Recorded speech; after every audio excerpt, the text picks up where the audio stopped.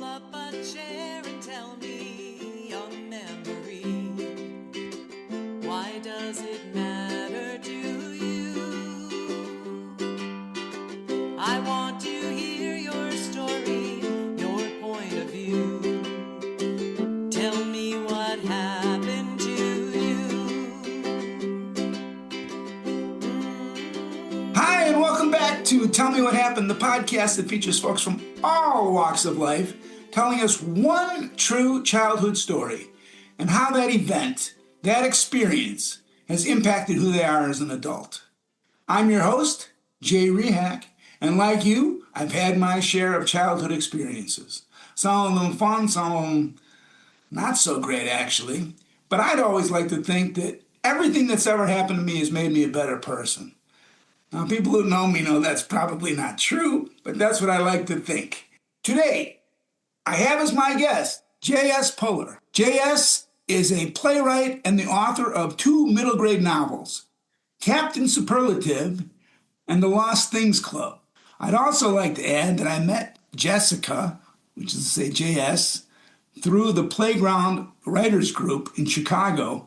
It's sort of got a national organization in various cities, but I met her in Chicago, and I believe that's where she's based. So welcome to the show, Jessica. Thank you so much for having me, Jay. It is always exciting to work with other members of the Playground Writing Pool. Yeah, it is cool. You know, I it's not really part of the story, but we both write a lot of plays, and you write short plays, and I know one of your plays is actually going to be done at Theater Wit in March, I believe. Yes, March Cool. 16th. March 16th. Very cool. Theater Wit's in Chicago. If you live in Chicago, stop by. I forget the name of it. What's the name of it? The play is Scheherazade's Voice. Oh, yes. It's a bedtime story. It is the bedtime story prompt, yeah. Very cool. All right. Well, Jessica, are you ready to tell your story? I am absolutely ready to tell my story. All right. I'm going to get out of the way. And at the end, I'm going to ask you how it's impacted who you are as an adult. But for right now, take it away, Jessica. Well, I have a lot of tragic stories in my childhood past, and I've decided not to tell any of them because I feel like we need to put some positivity and some joy into the world, so I am going to tell you a happy story. The first thing that you need to know about me is I have always been in love with the theater. I have always wanted to be involved with the theater. I have not always wanted to be a playwright. I started very young, absolutely determined to be an actor. I was committed to this pretty much from 4th grade onwards. There was just nothing else. I was very myopic about it. So I did theater classes, and I went to see plays, and I did theater summer camp. Specifically, I attended Summer on Stage, a theater camp that was based out of Highland Park, Illinois.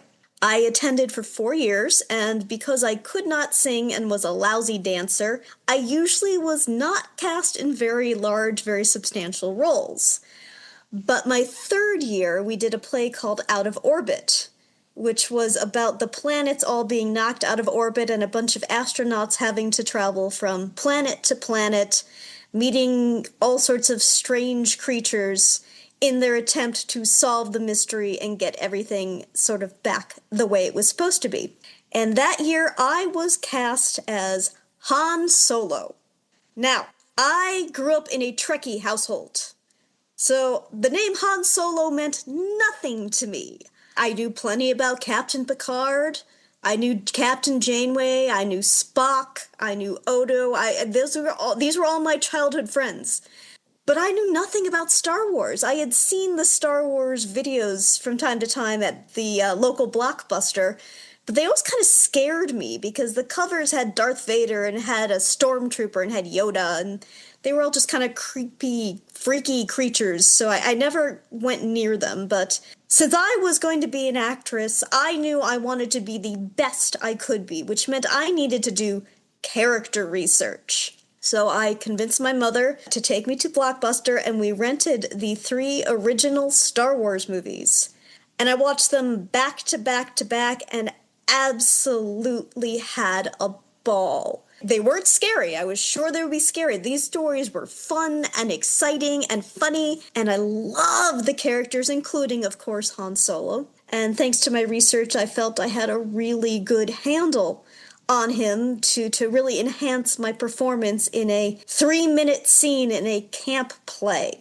You know, I reached deep and I found backstory justifications for everything I did. Now, in retrospect, I understand that the camp directors just needed a 3-minute fight choreography musical number, which had a bunch of kids running around dressed up as Star Wars characters, you know, pretending to beat the snot out of each other. But I decided I needed to give it justification.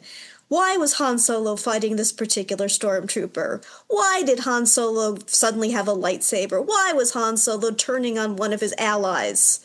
You know, the answers are really because those are the characters I was paired up with to fight. But I went deep. I created backstory. I created drama. I was so proud of myself. And when it was over, I discovered I was still thinking about Star Wars all the time.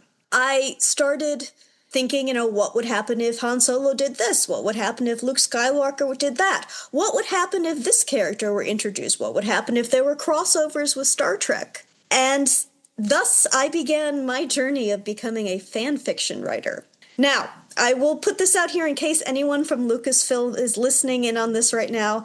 I have never published any Star Wars fiction of any kind. Every story that I wrote was handwritten. But I slowly began to develop my own quote-unquote Star Wars television series. It took place between episodes... Well, I guess it took place roughly between when they rescued Han Solo from Jabba the Hutt's palace and then the rest of Return of the Jedi. And over the course of, I'm going to say, 5 or 6 years, I developed over 100 episodes. I called them episodes. That featured the cast of Star Wars along with some of my own original characters. And I very detailed wrote out the episodes, and then I wrote an episode guide. And the episode guide came with trivia about each episode, such as this is the first appearance of this character, or this episode referenced this previous encounter.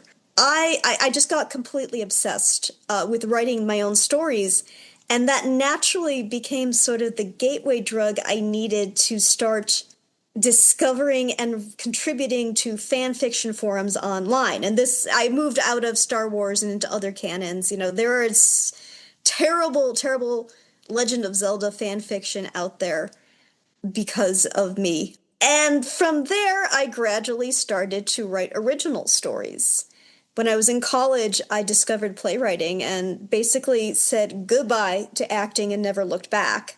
And since then, I have been developing story after story, and none of this would have happened if I hadn't been cast as Han Solo in a camp play, if I hadn't been so determined to be appropriately researched for the role, if my mother hadn't taken me to Blockbuster.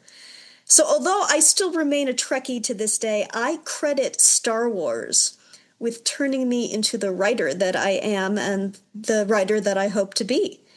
And Jay, that is my story. That's a great story in the sense that there's definitely a beginning to that writing career that's very clear. I have a daughter who was heavy into Harry Potter fan fiction. She's a bit of a writer herself, and so I understand where it came from. But I was going to ask you, my follow-up question, which is always the same, which is, you know, how has it impacted your life as an adult? But you've sort of already explained that, but maybe take a minute and just break down the books that you actually have written that are published versus, I mean, I understand that I don't think Lucasfilm is going to come after you, but like you said, you didn't actually publish those 100 series that you wrote. So maybe just tell us a little bit about your career now, unless there's something else you want to tell us about how it's impacted your life. Well, I will first say, if Lucasfilm is listening, I would love to develop a TV series with you. And I already have the beginnings of a series Bible in my head, so please reach out. The stories that I have published, I have 2 published stories and several more that my agent is currently shopping around.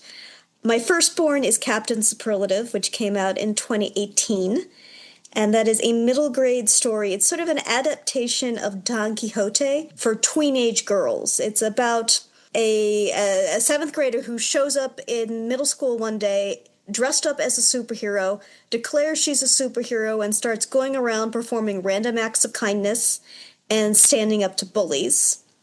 And then my second born, my poor pandemic baby from 2021 is The Lost Things Club, which is set in a Chicago neighborhood and sort of deals with how kids sort out trauma after surviving a school shooting, and how they use theater and puppetry and imagination and storytelling to address their emotions and sort of come out of the horrible malaise that has fallen over them after such a terrible event. And both books, were largely inspired by things that I have witnessed kids today going through. Back in the day, my biggest concern was playing Han Solo correctly. Now kids have to deal with trauma beyond anything that I was bullied. I was definitely bullied as a kid, but what's happening to kids today is so much more extreme. Yeah, I mean, I'm sorry that you were bullied, but I'm glad that as a consequence, you're writing novels or books that in some ways may assist other people in understanding that that's not right or whatever else. I was a school teacher for 36 years, so I have a sense of what kids go through, a sense, my childhood was definitely easier than what I think these kids have today, but the fact that you're writing these things, do you think that your childhood experiences have impacted your writing directly? I mean, you think that what I'm saying, like, besides Han Solo, I'm talking about, yeah, being bullied, I guess. But I'm sorry that happened to you, but did that impact your writing, you think? Oh, absolutely, and both consciously and unconsciously. I had one particular kid who picked on me all throughout my childhood, and I didn't realize until well after the fact that I had written her into Captain Superlative, that she was the bully. I just thought I was writing an original, brand new character, but looking back, I realized, oh, no, that's definitely my trauma speaking there. Wow. Well, Jessica, thank you very much for sharing your story. I look forward to reading some of your work, actually. I've not read Captain Superlative, or I forget the other one's called, The Lost Things Club. The Lost Things Club.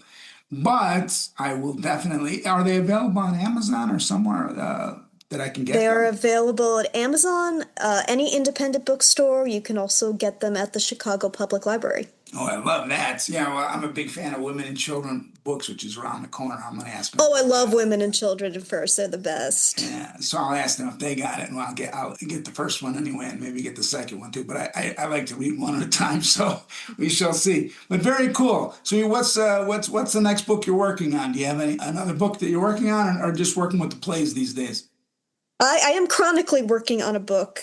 Right now, my agent is trying to shop around a young adult coming-of-age story about a girl who goes on a very dramatic road trip with her father. We haven't quite found anyone who wants to read it yet, but it is early days. Very impressive. Well, thank you for coming on the show, Jessica. Thank you for having me, Jay. All right, well, that's our show. Thank you again to J.S. Puller, the author. I'd also like to thank our sponsor, Sidelining Publishing, publishers of quality books, and publishers currently of 10 by 10 Black Hole Chess, a game that pawn e4 does not work. You cannot use that as your opening. Check out blackholechess.com for more information about the game. So until next time, this is Jay Rehack asking you all to please stay safe out there and try not to hurt anybody.